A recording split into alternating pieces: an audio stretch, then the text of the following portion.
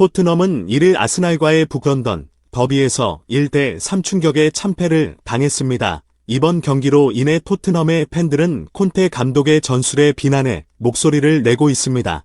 레스터 시티와의 경기에서 3호2 포메이션으로 재미를 봤지만 이번에도 손흥민이 수비 위주 플레이를 하던 343 포메이션을 쓴 건지 팬들은 이해를 할 수 없었습니다. 영국 매체 풋볼 런던에서는 이번 토트넘이 아스날에 진 문제점을 되짚었는데요. 343 포메이션을 쓰기 위해선 플루셉스키의 연계 능력이 필요하다 하지만 클루셉스키는 현재 부상으로 이탈했고 결국 손흥민, 케인, 히샬리송이 출전했다.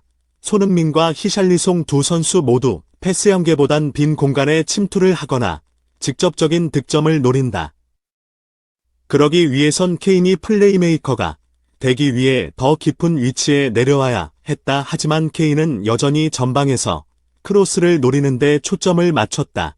양인백은 케인에게 크로스를 뿌려주기 바빴고 히샬리송과 손흥민은 볼터치에 어려움을 보이며 수비수 같은 그림을 보여줬다. 콘테 감독은 케인이 매번 경기에서 덜 뛰게 하기 위해 깊은 위치에 내려오는 걸 꺼리고 있다. 그러다 보니 손흥민과 히샬리송은 공격 기회를 얻지 못했다라며 현재 케인, 손흥민, 히샬리송 공격수 조합에 문제점을 꼬집었습니다. 특히 EPL 최다 득점차 앨런 시어러는 경기가 끝난 후 BBC를 통해 손흥민의 볼배급 능력에 대해서 의문을 제기했습니다. 토트넘 공격진의 패스와 볼배급은 참으로 아쉽다. 특히 손흥민 수준의 선수의 패스미스는 너무나도 아쉽다. 참 형편없는 패스를 보여줬다라며 아쉬움을 드러냈습니다. 평소에 손흥민에게 극찬을 가던 시어러인데요. 이번 경기에서 손흥민에 대해 혹평하는 모습을 보여줬습니다.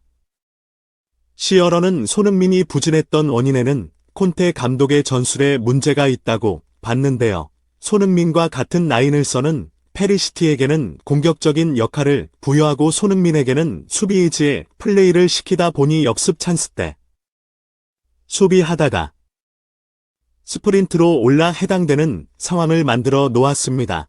손흥민은 전 시즌 득점왕을 차지할 정도로 골격정력과 침투에서 큰 장점을 보여주지만 현재 콘테 감독의 전술하에는 수비와 전방의 패스를 뿌려주는 수비형 미드필더 같은 역할을 하다 보니 장점을 살릴 기회를 보여주지 못하고 있습니다. 이에 대해 토트넘 출신이자 영국 국가대표 출신 공격수 피터 크라우치는 손흥민이 토트넘에 불만 없이 계속 남아있는 이유를 궁금해했습니다.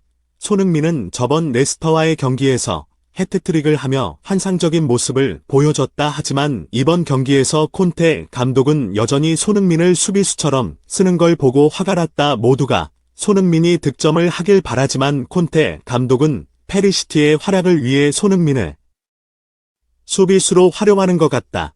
손흥민은 언제든 B클럽으로 갈 수 있는 선수이다 하지만 콘테 감독과 토트넘 운영진은 손흥민이 떠날 수 있다는 걸 인지하지 못하고 여전히 전술의 희생양으로 쓰고 있는 것 같다. 불합리한 상황에서 손흥민은 가만히 있지 말고 자기 주장을 해야 한다. 라고 전했습니다. 지난 시즌부터 B클럽들과 수많은 이적질 하시가 떴던 손흥민인데요. 손흥민은 토트넘에서의 생활이 행복하다며 팀을 떠나지 않겠다고 발언했던 적이 있습니다. 하지만 손흥민의 의리를 콘테 감독은 역으로 이용하는 것 같습니다.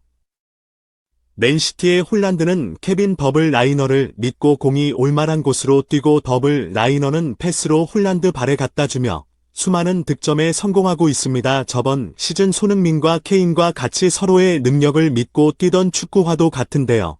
이번 시즌 콘테 감독은 케인을 전방으로 밀어붙이다 보니 손케오의 활약은 토트넘에서 사라져버린 지 오래입니다. 매번 손흥민과 페리시티를 함께 배치하는 콘테인데요. 그 누구도 이 둘의 호흡이 맞지 않는다는 걸 알지만 콘테 혼자 고집을 부리고 있는 상황입니다. 콘테 감독은 과연 어떤 계획이 있는 걸까요? 토트넘을 위해서라도 손흥민 활용법을 고민해봤으면 좋겠습니다. 재미있게 보셨다면 구독과 좋아요 부탁드립니다. 시청해주셔서 감사합니다.